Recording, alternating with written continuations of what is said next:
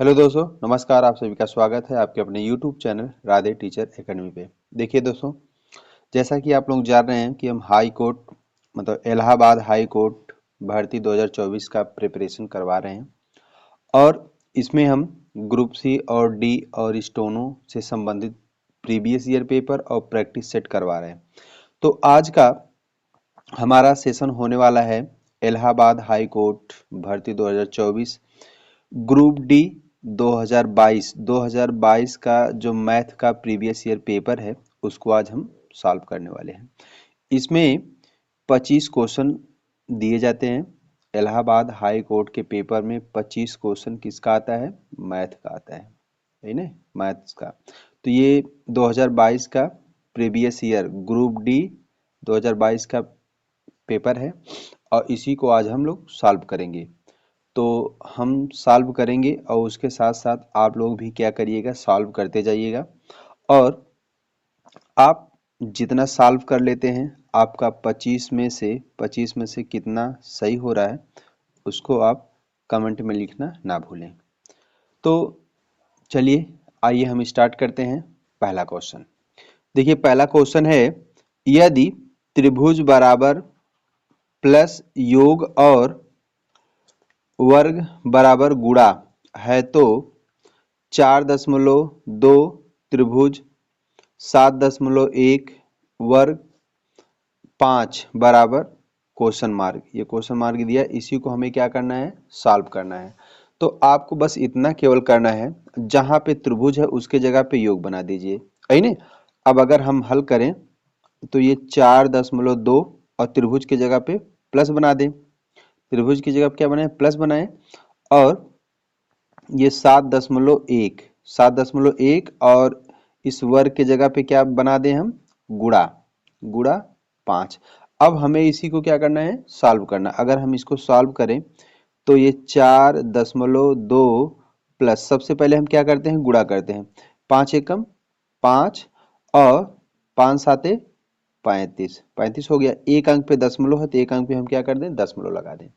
अब अगर हम इसको जोड़ेंगे तो कितना आएगा, आएगा इसका जोड़ने पे 39.7 आ जाएगा। यही क्या होगा, आंसर होगा। अब देखिए विकल्प में आपका ये कौन सा सही होगा, विकल्प में हो जाएगा सी सही हो जाएगा, 39.7। देखिए दूसरा क्वेश्चन है 2/5 का 5/2 क्वेश्चन मार्क दिया है।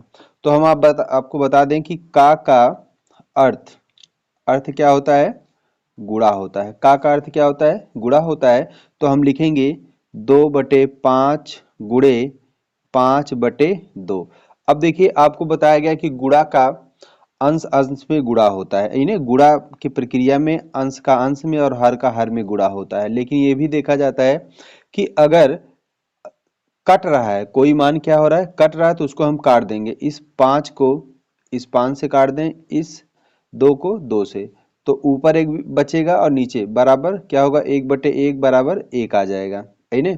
तो अब इसमें देखिए विकल्प में आपका कौन सा सही हो रहा है, विकल्प में इसका हो जाएगा ए, विकल्प ए सही हो जाएगा। देखिए तीसरा क्वेश्चन है यदि किसी संख्या के 40% का 20% क्या है, 8 है, तो वह संख्या ज्ञात कीजिए, है ना। तो अगर हम ये मान लें कि माना वह संख्या क्या है, माना माना वह संख्या संख्या क्या हो जाए, यक्स हो जाए, है ना। तो अब किसी संख्या का, तो हम इसका क्या कर दें, यक्स का कितना दिया है, 40%, फिर का 20% बराबर कितना दिया है, 8 दिया है ना। अब इसी को हमें क्या करना है, सॉल्व करना है। तो लिखें यक्स गुणे 40/100 गुणे 20/100 बराबर 8। अब देखिए जो जिससे कट रहा है उसको क्या कर दें, काट दें। अगर हम इसको काटें, इस शून्य से इस शून्य को काट दें और इस शून्य को इस शून्य से काट दें। अब अगर हम इसको काटें किससे, 4 से काट दें, तो हो जाएगा 4 दूनी 8 और 4 पाँचे 20। अब ऊपर बचा आपका 2x, नीचे 25 बचा है बराबर 8। अब अगर हम इसका गुणा कर दें तो ये हो जाएगा 2x बराबर 8 गुणे 25। तो x बराबर हो जाएगा 8 गुणे 25 बटे 2, है ना। तो इसको अगर हम इससे काटेंगे तो 2 चौक को 8, तो x बराबर हो जाएगा 25 गुणे 4। तो 25 गुणे 4 बराबर क्या आ जाएगा 100। 25 चौक को 100। तो इसका आंसर क्या आ गया आपका 100 आ गया। तो विकल्प में कौन सा दिया है सही? विकल्प में हो जाएगा सी सही हो जाएगा। देखिए चौथा क्वेश्चन दिया है, यदि 12 कलमों की कीमत 30 रुपए है तो 26 कलमों की कीमत क्या होगी, है ने। तो इसमें 12 कलम का दाम दिया है 30 रुपया, तो 26 कलम का मूल्य पूछा है। तो हम देखेंगे कि 12 कलम बराबर कितना दिया है, 30 दिया है। तो इसलिए एक कलम बराबर कितना हो जाएगा, 30 बटे 12 होगा, है ने। तो जब भाग करेंगे तो कितना आएगा, इसका आ जाएगा, किससे काट दें, तो हम काट दें इसको 3 से। तो 3 एकम 3 मतलब 10 बटे 3 चौक को 12, इतना आ गया। और अगर हम इसको काटना और चाहें तो 2 से काटें, 2 पाँचे 10 और 2 दूनी 4, 5 बटे 2 आ गया। एक कलम का दाम 5 बटे 2 आया, इसलिए हम क्या कर दें 26 कलमों, इसलिए 26 कलमों का मूल्य बराबर क्या हो जाएगा, लिखेंगे हम 26 गुणे 5 बटे 2। तो इसको काटेंगे तो 2 एकम 2, 2 तिहाई 6, मतलब 13 आ जाएगा। अब आया कितना है 13 गुणे 5। तो जब इसका गुणा करेंगे 13 पाँचे कितना हो जाएगा 65 रुपया।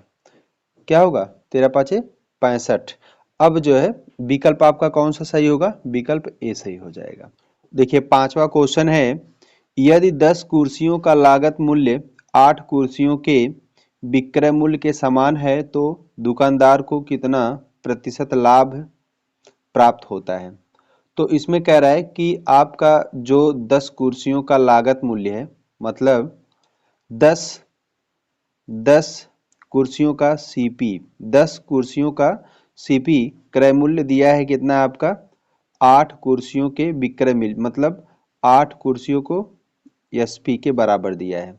तो अगर हम इसको करें तो लिख लें, ये जो दिया है 10 दिया है, इसको इधर पक्षांतर कर दें और एसपी को इधर ला दें। तो सीपी बटे ये हो जाएगा एसपी होगा, और ये चला जाएगा 8 बटे 10 होगा। तो इसका मतलब किया है क्रय 8 में और सेलिंग हुई है किसका 10 में हुआ है। तो इसमें दोनों का लाभ कितना हुआ है, लाभ इसमें अगर घटाएं तो लाभ दिया है, मतलब 10 का भाई 8 का खरीदा है तो 10 का बेचा है, तो ये हो जाएगा 2 आएगा 2। और इसी का हम परसेंटेज निकालेंगे तो 2 गुणे कितना होगा 100 बटे 8। जब इसको काटेंगे तो कितना आ जाएगा, 2 चौक को 8 और इसको काटेंगे 25 आ जाएगा 25। तो इसका आंसर कितना हो जाएगा 25% हो जाएगा। तो इसमें परसेंटेज में दिया नहीं तो 25 ये आंसर आपका सही हो जाएगा। देखिए छठवां क्वेश्चन है, बट्टा का परिकलन सदैव किया जाता है। बट्टा का परिकलन सदैव किस पे किया जाता है, विक्रय मूल्य पर किया जाता है कि लागत मूल्य पर किया जाता है कि अंकित मूल्य पर किया जाता है कि इनमें से कोई नहीं। तो बट्टा का परिकलन सदैव किया जाता है, 4 विकल्पों में से छांट कर बताना है। तो इसका आंसर बताइए क्या होगा। तो इसका विकल्प हो जाएगा सी, सदैव अंकित मूल्य पर किया जाता है। किस पे, सदैव अंकित मूल्य पर किया जाता है। सातवां क्वेश्चन है, 10% प्रतिवर्ष की ब्याज दर से 2800 रुपए पर 18 माह का साधारण ब्याज क्या होगा। 18 माह का साधारण ब्याज क्या होगा। तो दिया है इसमें कितना दिया है, दर आर बराबर कितना दिया है, आर बराबर 10%, और इसमें जो समय दिया है, समय टी बराबर दिया है 18 माह दिया है, 18 माह दिया है। तो इसको अगर हम वर्ष में परिवर्तित करें तो 18/12 होगा। जब इसको काटेंगे तो काटने पे आएगा हमारा 3/2 आ जाएगा। सही ना, कितना होगा 3/2 वर्ष आ गया। अब और क्या दिया है आपका, इसमें p बराबर दिया है। क्या दिया है, p बराबर दिया है कितना, p बराबर 2800 दिया है। अब हमें SI निकालना है तो SI बराबर PR/T/100 होता है। तो इसमें हम ये कर लें PR/T, तो P का मान 2800 गुणे R का मान 10 और T का मान 3/2 100 यही दिया ना। अब हम इसको अगर सॉल्व करेंगे तो ये 2 को काट दें, 2 5 10 और इस 2 शून्य से इस शून्य को काट दें तो ये हो जाएगा 28 गुणे 5 गुणे 3 और जब इसका हम गुणा करेंगे तो कितना हो जाएगा 5 तिहाई 15, ये हो गया बराबर 28 गुणे 15। अब इसका जब हम गुणा करेंगे तो जब गुणा करेंगे 28 और 15 का तो कितना हो जाएगा 420। देखिए 28 गुणे 15, 5 बाटे 40, शून्य हाथ में है 4 का और 5 दूनी 10, 4 14 और 8 एकम 8, 2 एकम 2 तो 0 8 4 12 के 2 हाथ में 1 का 2 1 3 1 4, कितना आ गया 420। इसका ही आंसर हो जाएगा। और विकल्प में क्या दिया है, विकल्प में दिया है 420, ये वाला बी वाला आपका आंसर सही हो जाएगा। देखिए 8वां क्वेश्चन दिया है, दी गई घनाकृतियों को उनके संबंधित फलकों के साथ सुमेलित कीजिए। तो इसमें सूची 1 दिया है घनाकृत और सूची 2 दिया फलक दिया है। इनमें आपको क्या करना है, मिलान करना है। मिलान करके कूट दिया है, उस कूट को आपको सही और गलत में लगाना है। तो देखिए गोला के पास कितना फलक होता है, घनाभ के पास, शंकु के पास, बेलन के पास कितना होता है। तो अगर हम कहें कि गोला के पास फलक कितना होता है तो गोला के पास ये इसके साथ मिल जाएगा। और घनाभ जो घनाभ है, घनाभ के पास कितना फलक होता है तो ये होता है घनाभ के पास 6, तो विकल्प ये वाला 4 हो जाएगा। और शंकु के पास कौन सा होगा, शंकु के पास कितने फलक होते हैं, 2 फलक होते हैं। और बेलन के पास कितना फलक होता है, 3 फलक होता है। ये इसके साथ क्या हो गया, मिल गया।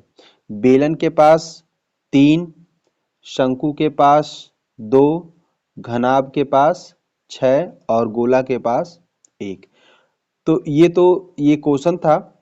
अब देखिए इसका जो कोड दिया है उसको देखें। देखिए अभी हम मिला दिए आपका गोला के साथ 1 फलक, घनाभ के साथ 6 फलक, शंकु के पास 2 फलक और बेलन के पास 3 फलक। तो इनमें कौन सा विकल्प दिखाई दे रहा है, इसमें देखिए अभी ए का आप लगाए हैं 2 और घनाभ इसका बी का चौथा वाला लगाए हैं और सी का पहला वाला और बेलन का आपका तीसरा वाला, तो विकल्प इसमें से पहला सही हो जाएगा। देखिए 9वां क्वेश्चन है, 5 विषयों में मीरा का औसत प्राप्तांक 72 है। उसके छठें विषय का प्राप्तांक मिलने पर उसका औसत अंक बढ़कर 75 हो जाता है। तो छठे विषय में उसने कितने अंक प्राप्त किए थे। विकल्प दिया है 90, 15, 360 और 73.5। तो अगर हम बात करें 5 विषयों में, 5 विषयों में मीरा का औसत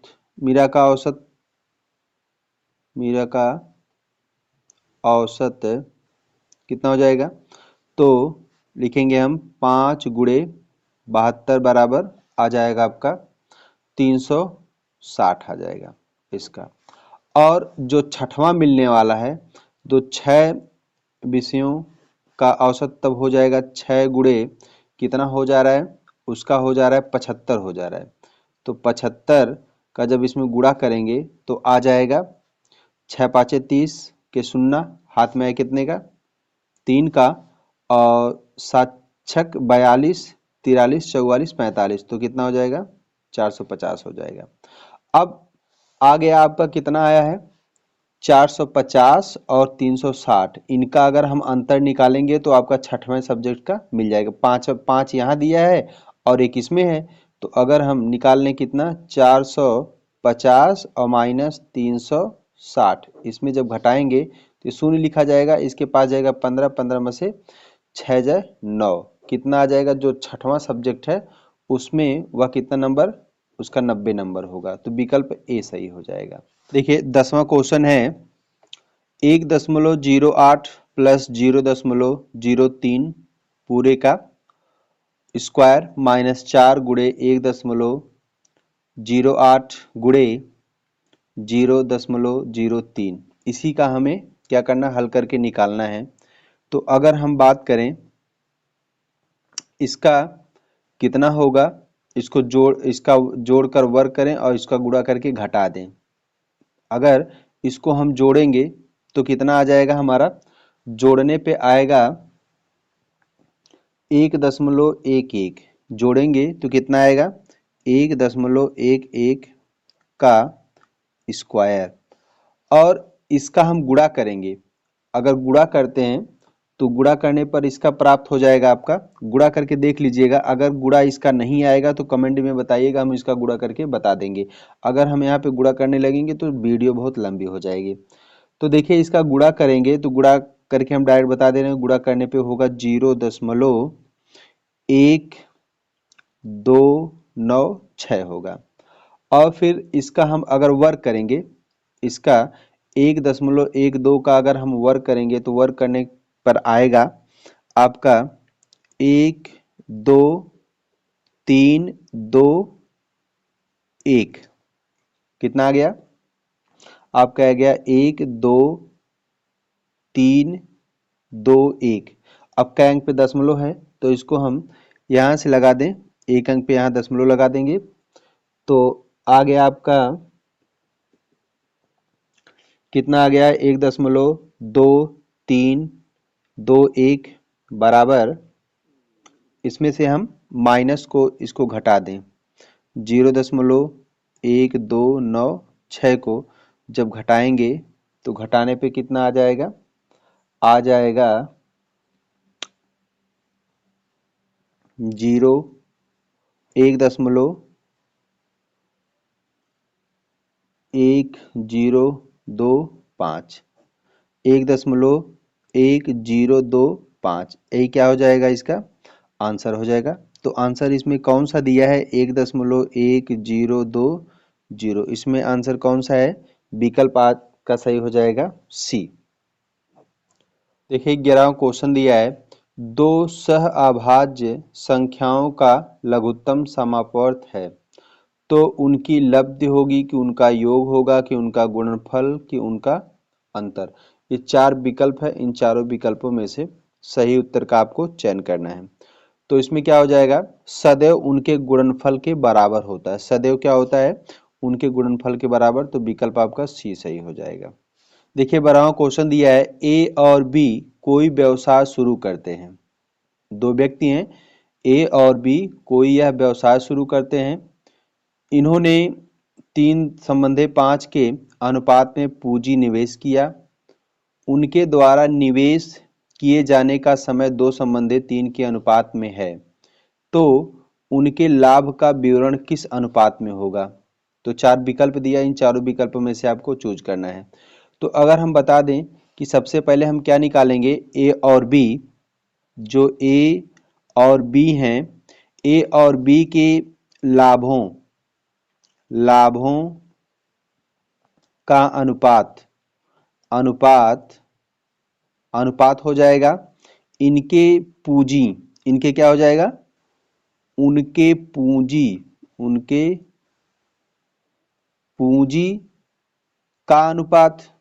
का अनुपात गुणे उनके समय का अनुपात। है ना।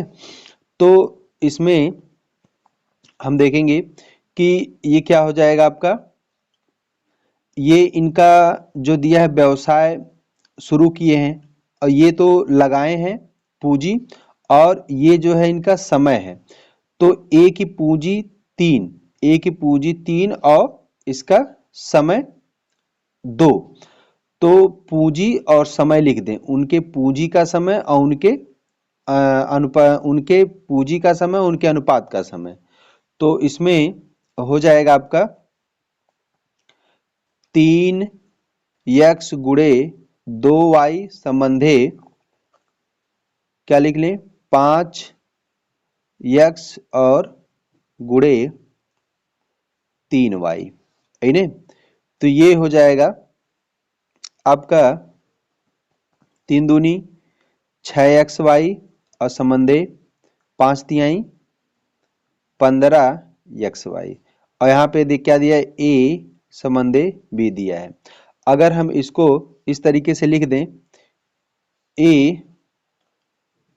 a बटे b, तो ये हो जाएगा 6xy बटे 15xy। तो ये xy से काट दें और इसको और काटेंगे हम, तो ये कितने से कटेगा 3 से काटें। अगर हम 3 से इसको काट दे रहे हैं तो ये आ जाएगा 3 दूनी 6, 3 दूनी 6 और 3 पाँचे 15। तो इसका अनुपात हो जाएगा 2 संबंधे 5। आपका विकल्प कौन सा सही हो जाएगा, विकल्प सी सही हो जाएगा, 2 संबंधे 5, विकल्प ये सही हो जाएगा। देखिए 13वां क्वेश्चन है, दो सह अभाज्य संख्याओं का महत्तम समवर्त होता है। इसमें बड़ी संख्या होता है कि 1 होता है कि 0 होता है कि उनका गुणनफल होता है। तो आपका 13वां क्वेश्चन है, दो सह अभाज्य संख्याओं का महत्तम समवर्त, तो इसमें विकल्प आपका सही हो जाएगा बी 1 हो जाएगा। देखिए 14वां क्वेश्चन है, निम्नलिखित में से कौन सा या सही है। तो पहले में दिया है, पर इसमें 5 दिया है कूट और इन कूटों में से आपको छांटना है। तो दिया है किसी संख्या का गुणांक उस संख्या का सटीक विभाज्य होता है। दूसरा दिया एक प्रत्येक संख्या का गुणांक होता है। और सी दिया है यदि कोई दो असहभाज्य संख्याओं से विभक्त योग्य हो तो वह संख्या उनके गुणनफल से भी विभाज्य होती है। और डी दिया है 2.5 और 4 का लघुत्तम समवर्त 10 है। संख्या का प्रत्येक गुणांक संख्या से कम होता है। तो इसमें से कौन सा सही है, आपको इन कूट में से छांटना है। देखिए ये कूट दिया है, ए में ए और सी सही है कि केवल ए सही है, कि सी में दिया है ए सी और ई दोनों सही है, तीनों सही है, कि डी में दिया है बी और डी। तो आपका जो 14वीं का विकल्प हो जाएगा कौन सा, ए सही होगा, ए और सी। जो ए और सी दिया है ये वाला, यदि कोई दो असहभाज्य संख्याओं से विभक्त योग्य हो तो वह संख्या उनके गुणनफल से भी विभाज्य होती है, ये हो गया। और जो ए वाला दिया है आपका किसी संख्या का गुणांक उस संख्या का सटीक विभाज्य होता है। तो इस भी यहाँ पे आपका जो आंसर हो जाएगा ए सही हो जाएगा। देखिए 15वां क्वेश्चन है, सूची ए के साथ सूची 2 का मिलान करना है। तो सूची ए में दिया है ए बी सी डी और सूची 2 में 1 2 3 4 आपको मिलान करना है। तो हम सबसे पहले इसको हल करते चलें और फिर इसके बाद इसमें मिलाते चलें। अगर हम यहाँ पे इसका क्या करते हैं, इसको हल करें, जो ए वाला दिया है 343 गुणे 49 बटे 216 गुणे 16 गुणे 81। अगर हम देखें ये जो 343 दिया है तो ये 7 का आपका क्या है, क्यूब है। ये 7 का क्यूब है, तो हो जाएगा 7 का क्यूब। और ये किसका है, ये आपका 7 का वर्ग है, 7 7 का वर्ग बटे ये जो दिया है 216 दिया है, 216 ये 6 का क्यूब है, 216 6 का क्यूब है। और गुणे अगर हम इसको कर दें, इसको क्या कर दें 16 का गुणनखंड करके और 81 का अगर हम गुणनखंड करेंगे तो गुणनखंड करने के बाद आपका 6 के रूप में मिलेगा। 6 का रूप में आ जाएगा आपका कितना, 6 की पावर 4 आ जाएगा। तो ये हो जाएगा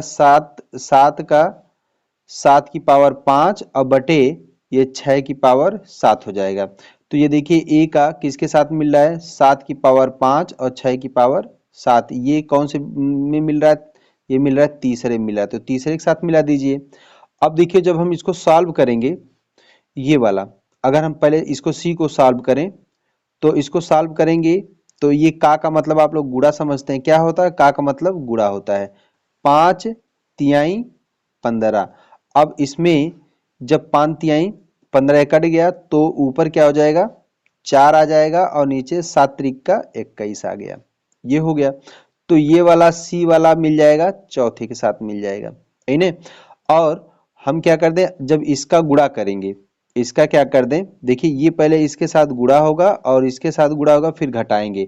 अगर हम 400 क्या कर दें 460 का किसमें 15 से, अगर हम 15 से गुणा करें तो शून्य 5 शून्य शून्य 5 छक 30 के शून्य हाथ में आया 3 का और 5 चौक को 20 20 3 23, है ना। 5 शून्य शून्य और 5 छक 30 के शून्य हाथ में 3 का और 5 चौक को 20 3 23। अब यहाँ पे 0 6 अब लिख लें 4। अब जो इसको जोड़ेंगे तो आएगा 0 0 6 3 9 और 4 2 6, ये हो गया। और जो 5 का गुणा करेंगे तो 5 दूनी 10, कितना हो रहा है 5 दूनी 10, तो ये 100 हो जाएगा। 20 गुणे अगर हम 5 करें तो 20 पाँचे 100 हो गया। और यहाँ पे घटाना दिया है तो इसमें से क्या कर दें 100 हम घटा दें। अगर हम 100 घटा देंगे तो आएगा हमारा क्या 6800 आ जाएगा। कितना आ जाएगा 6800 आएगा। अब देखिए जो 6800 दिया है ये डी वाला इसके साथ मिल जाएगा। अब बच रहा है जो कौन सा, ये बी वाला हम 1 के साथ मिला देंगे। तो देखिए इसमें जो ए वाले का दिया गया है, क्या दिया है, ए का हम किसके साथ मिलाए हैं, तीसरे के साथ मिलाए हैं। अब देखिए ए का तीसरे के साथ कौन सा मिल रहा है, ए का तीसरा और बी का पहला और सी का चौथा और डी का दूसरा, तो मिल रहा है आपका विकल्प सी मिल रहा है, ये वाला 15वें का विकल्प सी हो जाए। देखिए 16वां क्वेश्चन दिया किस संख्या का 45% 18 है। तो अगर हम मान लें वह संख्या क्या है, यक्स है, यक्स का 45%, तो 45 बटे 100 बराबर 18, है ना। तो हम इसको क्या कर दें, यक्स बराबर 18 गुणे 100, 18 गुणे 100 बटे 45। अब हम इसको काट दें, किससे काटें, अगर हम इसको काट दें आपका 9 से, 9 दूनी 18 और 9 पचे 45। अगर हम इसको काटें 9 दूनी 18 और 9 पचे 45, ये हो गया। अब इसको काट दें 5 दूनी 10, क्या हो गया 5 दूनी 10 मतलब 20 हो गया, 20 पाँचे 100, तो यक्स बराबर क्या आ जाएगा 20 दूनी 40। आंसर कौन सा हो जाएगा 20 है, यक्स बराबर 40 आ गया, तो विकल्प आ जाएगा डी सही हो जाएगा। देखिए 17वां क्वेश्चन दिया है निम्नांकित में से कौन सी एक वर्ग संख्या का घन संख्या भी है, मतलब कह रहा है कि वह कौन सी संख्या है जिसका वर्ग भी बराबर है और घन भी बराबर है। तो इसके लिए आपको क्या करना है, देखना पड़ेगा तो बराबर कौन कौन सा होगा। तो हम आपको बता दें इसमें जो 64 है इसको बारी बारी से आपको करके देखना है। अगर हम 64 का जो है देखेंगे तो ये 64 किसी संख्या का घन भी है और वर्ग भी, तो कौन सी संख्या हो जाएगा। अगर हम 8 का वर्ग करें, 8 का वर्ग करें तो कितना होगा 64 होगा, है ना। और अगर हम 4 का क्या कर दें घन करें तो क्या हो जाएगा आपका तब भी 64 आएगा। ये दोनों संख्याएं क्या होती हैं बराबर होती हैं। तो विकल्प कौन सा आपका सी सही हो जाएगा। देखिए 18वां क्वेश्चन है। 18वां क्वेश्चन में क्या है कि सूची ए के साथ सूची 2 का मिलान कीजिए। तो सूची ए में दिया है ए का बहुलक, परास, माध्यिका, औसत, और सूची बी में इसका निकाल कर हल करना है। तो पहला दिया है, पहले में 1, 9, 2, 9, 3, 4, 9 का बहुलक होगा। बहुलक का अर्थ होता है कि जो इसमें सबसे अधिक बार आया हो, जो इसमें सबसे अधिक बार आया हो वही क्या होता है, बहुलक होता है। तो इसमें कौन सा सबसे अधिक बार आया है, देखिए ये 9 जो है 1, 2, 3 बार आया, तो बहुलक, इसका बहुलक क्या हो जाएगा, 9 होगा, तो यह इसके साथ मिल जाएगा। अब देखिए जो दिया है बी में 5, 3, 1, 9, 6, 2 का परास। अगर हम बात करें परास का अर्थ क्या होता है, तो परास में होता है कि जो सबसे बड़ी संख्या होती है और बड़ी संख्या में से हम छोटी संख्या को क्या करते हैं, घटाते हैं।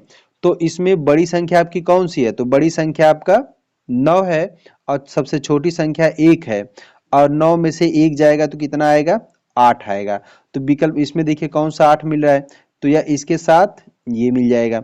अब देखिए ये जो दिया है 4, 7 सी वाला, 4, 7, 2, 7, 1, 3, 8 की माध्यिका। अगर हम बात करें माध्यिका की, तो सबसे पहले जब हम माध्यिका निकालते हैं तो इसको आरोही या अवरोही क्रम में हम लिखते हैं। तो हम इसको सबसे पहले क्या कर लें, आरोही क्रम में लिख लें। आरोही क्रम मतलब होता है बढ़ते क्रम। बढ़ते क्रम इसमें देखिए सबसे पहले क्या दिया है, 1 दिया है, 1 लिख लें, 1 के बाद 2, 2 के बाद 3, और 3 के बाद क्या है, 4, 5 नहीं है तो 5 नहीं लिखेंगे, 6 नहीं है 6 भी नहीं लिखेंगे, फिर क्या लिख लें, 7 लिख लें, फिर 8 लिख लें। इसमें कितना दिया है, 1, 2, 3, 4, 5, 6, 7, 1, 2, 3, 4, 5, 6, और कोई भूल रहा है, 7 2 बार है, क्या है, 7 2 बार है, तो ये हो गया 8। अब इसमें आपको क्या करना है, माध्यिका निकालनी है। तो हम पहले इसकी अब जो संख्या काउंटिंग कर लें, 1, 2, 3, 4, 5, 6, 7। ये जो यन क्या है, 7, यन बराबर 7, 7 क्या है, विषम है, विषम संख्या है ना। तो विषम के लिए कौन सा सूत्र लगता है, तो माध्यिका ज्ञात करने के लिए तो इसका होता है यन प्लस 1, यन प्लस 1 बटे 2वां पद, है ना। तो इसमें यन बराबर आ गया 7 प्लस 1 बटे 2, तो 8 बटे 2, और जब काटेंगे तो ये हो जाएगा 4वां पद, क्या होगा, 4वां पद। तो इसमें आपका चौथा कौन सा पद है, 1, 2, 3, 4, 4वां क्या हो जाएगा, 4 आ जाएगा, है ना। तो आपका विकल्प कौन सा सही हो जाएगा, आपका 1। इसमें इसको हम मिला देंगे। डी वाले में 14, 7 और 12 का औसत। अगर हम औसत की बात करें, पदों का योग बटे पदों की संख्या होता है, क्या होता है, पदों का योग बटे पदों की संख्या। अगर हम इसको जोड़ें 14 प्लस 7 प्लस 12 बटे कितना है, 3 है ना। तो जब इसको हम जोड़ेंगे तो कितना आ जाएगा आपका, 33 बटे 3, तो इसको काटेंगे तो आ जाएगा 11 आ जाएगा। तो इस 11 इसको हम इसके साथ मिला दें, तो इसके अनुसार कौन सा आपका जो कूट में दिया कौन सा सही हो जाएगा, देखिए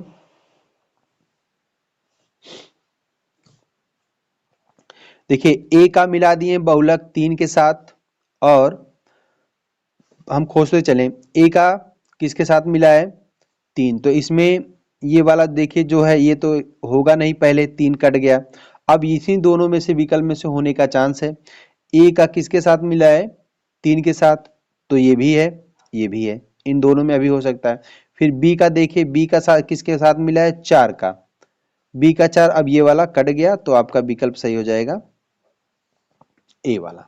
देखिए 19वां क्वेश्चन दिया है, दो अनुक्रमिक विषय विषम पूर्णांकों के वर्ग का मध्य अंतर सदैव विभाज्य होता है, यह किससे विभाज्य होता है। पूछ रहा है कि अगर हम अनुक्रमिक मतलब जो है दो संख्याओं का अंतर करके उनका हम वर्ग करें तो क्या संख्या किस संख्या से इसमें से विभाज्य होती है। तो अगर हम जैसे की बात करें, जैसे कौन सी दो संख्या ले लें, अगर हम 9 ले लें और इसका अंतर मतलब इसमें 2 का अंतर देखें तो क्या कर लें, 7। अगर हम 9 का वर्ग करें और 7 का वर्ग करें तो 9 9 81 होगा और 7 49 होगा। और इसमें जो संख्या आएगी घटाएंगे तो आएगा 32, और 32 ये किससे विभाज्य होगी, ये 8 से विभाज्य होगी, पूर्णतः 8 से विभाज्य हो जाएगी। अब देखिए और कोई दो संख्या ले लें, अगर हम और कोई दो संख्या ले लें, 5 ले लें, 5 का वर्ग माइनस 3 का वर्ग, इसमें भी दोनों संख्याओं में 2 का अंतर है, तो इसका क्या हो जाएगा, 5वां 25 होगा, 25 माइनस 9। अब जब हम इसमें से 25 में से 9 को घटाएंगे तो आएगा क्या, आएगा 16, और 16 भी क्या होगा, 8 से विभाज्य होगा। और फिर एक संख्या और लेके देख लें, एक संख्या और ले लें 11, 11 का वर्ग माइनस 9 का वर्ग, तो 11 11 हम क्या होगा, 121 माइनस 9 9 81। अगर इसमें से हम घटाएंगे तो आएगा कितना, 40 आएगा। ये जो 40 8 से भी क्या होगी, पूर्णतः विभाज्य होगी। तो इसके अनुसार विकल्प आपका सही हो जाएगा, बी सही हो जाएगा। देखिए 20वां क्वेश्चन बहुत इंपॉर्टेंट है, आपके लाइफ में भी ये प्रयोग होने वाला क्वेश्चन है। जैसे आप कोई परीक्षा भी दे रहे हैं, अभी ये जो हाई कोर्ट इलाहाबाद की परीक्षा दे के आ रहे हैं, तो मान लीजिए इसमें माइनस मार्किंग नहीं है तो आपको कोई दिक्कत नहीं, लेकिन जिसमें माइनस मार्किंग का क्वेश्चन होता है उसमें जो है इस टाइप का क्वेश्चन मिलता है। क्या दिया, बहुविकल्पीय आधारित परीक्षा में प्रत्येक सही उत्तर के लिए 1 अंक मिलता है और प्रत्येक गलत उत्तर के लिए 1/3 अंक घट जाता है या काट लिया जाता है। तो एक विद्यार्थी वह क्या किया है कि किसी विद्यार्थी को 120 अंक प्रश्न हल करने पर उसे क्या मिलते हैं, 80 अंक प्राप्त होता है। कोई लड़का है वह 120 अंक क्या करता है, हल करता है, तो उसको 80 अंक मिलता है। वस्तुतः उसने कितने प्रश्नों को सही रूप से हल किया है, तो इसमें पूछ रहा है कि इसमें से वह कितने अंक जो है सही किए हैं। तो अगर हम इसके गलत की बात करें तो पहले देख लें, सही अंक अगर वह क्या करता है, 1 अंक सही करता है तो उसको 1 अंक मिलते हैं, और गलत करता है तो गलत पे कितना काटा जाता है, तो उसका -1/3 काट लिया जाता है।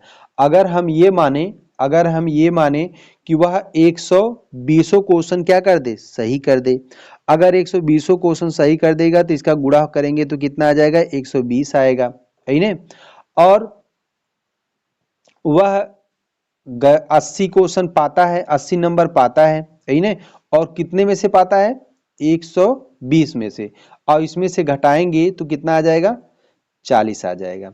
ये आ गया उसका जो सही है, मतलब ये 40 नंबर नहीं पाया, वो 40 नंबर की उसकी क्या हो गई, कटौती हो गई। अब हम क्या कर दें, 40 बटे, अब देखिए अगर वो क्वेश्चन गलत जो कर रहा है, ये तो नहीं पाया है, अब गलत कर रहा है तो 1 नंबर तो इसका जाएगा ही, जो सही वाला है वो भी चला जाएगा, और इसको गलत होने के नाते उसका अगले वाले में से 1/3 कट जाएगा। तो अगर हम इसको जोड़ेंगे 1 प्लस 1/3 तो हो जाएगा 3 एकम 3 प्लस 1/3, तो ये हो जाएगा 4/3 होगा। देखिए 40/4/3 ये वाला जो दिया है इसको हम यहाँ पे लिख दिए। अब ये ऊपर चला जाएगा तो 40 गुणे 3/4, ये 4 4 से कट गया तो बचा है कितना, 10 गुणे 3 बराबर कितना हो गया, 30 हो गया। ये तो 30 आपका जो है गलत है, 30 क्वेश्चन मान लो गलत है, तो हम क्या कर दें, क्वेश्चन कितना सही किया था, ये हो जाएगा आपका पूरा टोटल क्वेश्चन कितना है, 120 है, 120 माइनस 30, तो अब इसमें से घटाएंगे तो कितना आ जाएगा, 90 आ जाएगा। तो वो सही रूप से हल किया था कितना, 90, तो विकल्प हो जाएगा बी सही हो जाएगा। देखिए 21वां क्वेश्चन है, बहुत इंपॉर्टेंट है। ये आपका दिया है घनमूल, सबका क्या दिया है, घनमूल। आपको घनमूल पढ़ने की बहुत आवश्यकता है, क्योंकि देखिए आप इसमें से घनमूल से संबंधित कितने क्वेश्चन आपको मिले हैं। तो ये जो है अगर हम 1331 का अगर हम घनमूल निकालें तो ये हो जाएगा करणी में 11 गुणे 11 गुणे 11, ये क्या है, इसका हम गुणनखंड करेंगे तो 11 गुणे 11 गुणे 11 इतना प्राप्त होगा, और ये होगा करणी में 3, ये किसका है, तो ये हो जाएगा अगर हम 6 गुणे 6 करें तो गुणा करने में 216 हो जाएगा, प्लस करणी में 3, ये 729 है, ये 729 किसका है, क्यूब है, तो 9 गुणे 9 गुणे 9 करेंगे तो 729 आएगा, प्लस करणी में 3, ये 64 किसका क्यूब है, तो ये हो जाएगा करेंगे 4 गुणे 4 गुणे 4। इसका आप गुणनखंड करके देख लीजिएगा। कैसे देखेंगे? इस तरीके से देखेंगे। 64 का कैसे? जब इसको काटेंगे 2 तिहाई 6 और 2 दूनी 4, फिर इसको 2 से काटेंगे तो 2 एकम 2 और 2 छक 12, फिर 2 से काटेंगे 2 आठे 16, फिर 2 से काटेंगे 2 चौको 8, फिर 2 से काटेंगे 2 दूनी 4, फिर 2 से काटेंगे 2 एकम 2। इसमें से 2 आ गया और इसमें से 2, तो 2 दूनी 4, तो इस 4 का ये क्या हो जाएगा? क्यूब। इसी तरीके से आप लोग इसका सबका करिएगा। और इसमें आएगा कितना? इसमें आ जाएगा 11 गुणे इसका आएगा कितना? 6 और प्लस इसका होगा 9 और प्लस 4 हो जाएगा, है ना। जब हम इसको जोड़ेंगे तो 11 छक्का 66 हो जाएगा और प्लस 9 4 कितना हो जाएगा? 9 4 आपका हो जाएगा 13 होगा। और जब इसको जोड़ेंगे तो आ जाएगा 79 और यही आपका इसका आंसर हो जाएगा। देखिए 22वां है, ए और बी दो मित्रों ने संयुक्त रूप से कोई व्यवसाय शुरू किया। बी का निवेश ए द्वारा किए गए निवेश का 1/4 है, तो 1,60,000 के वार्षिक लाभ में बी के लाभ का शेयर कितना है? तो इसमें सबसे पहले हम क्या मान लें? अगर हम मान के लगाएं तो माना क्या है? माना ए ने x रुपए लगाए, माना क्या है? ए ने x रुपए लगाए। जब x रुपए लगाए निवेश किए तो b का निवेश क्या हो जाएगा? जब a का x हो जाएगा, x रुपए निवेश तो b का कितना हो जाएगा? b का निवेश हो जाएगा x बटे 4 होगा, x बटे 4 हो गया। और इनकी कुल वार्षिक जो लाभ है तो कितना है? कुल लाभ कितना है? 1,60,000 है ना, 1,60,000 इतना है। अब इसमें ये सूत्र लगाएंगे, ए व बी के लाभ का अनुपात गुणे बी उनके पूंजियों और गुणे समयों का अनुपात। तो ये हो जाएगा ए व बी के लाभ का अनुपात बराबर उनके पूंजी का अनुपात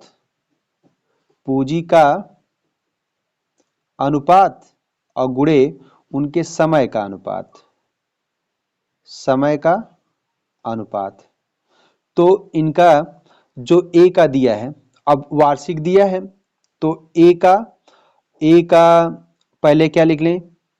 जो है पूंजी x और गुणे समय 12 संबंधे बी का जो दिया है x बटे ये जो निवेश x बटे 4 और गुणे समय 12।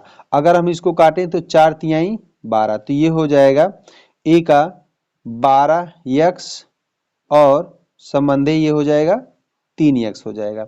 अगर हम इसको ए संबंधे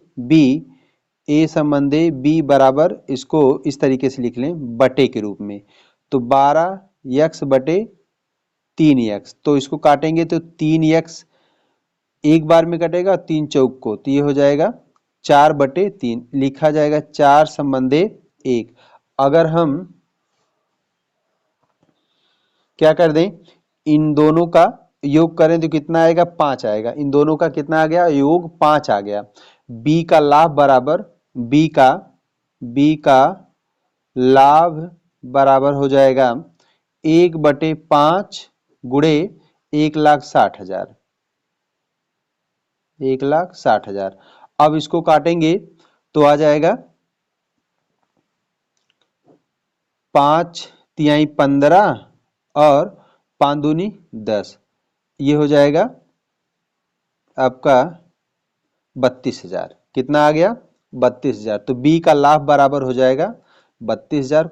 विकल्प आपका सही हो जाएगा सी। देखिए 23वां क्वेश्चन दिया है, पाइप x किसी टंकी को 20 मिनट में भरता है।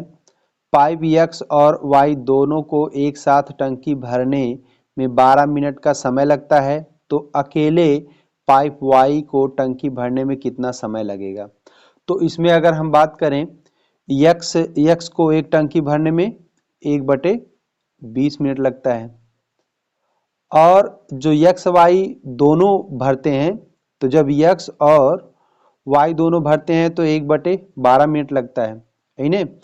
तो अब इनका योग जो दिया है ये x प्लस वाई बराबर 1/12, ये जब दोनों मिलकर भरते हैं तब y द्वारा 1 मिनट में 1 मिनट में भरा गया